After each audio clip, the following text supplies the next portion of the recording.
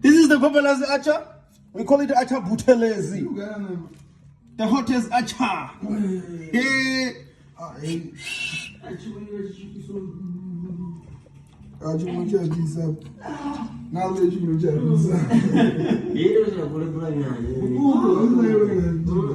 Guys, and go shut him out with this drill.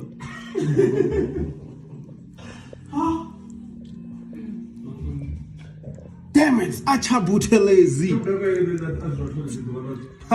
If you acha hot in the mountain, delicious poison. Come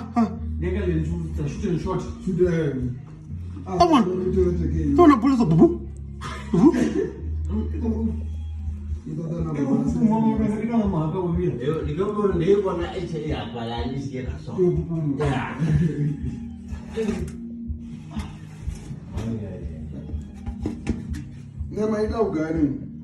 Lift.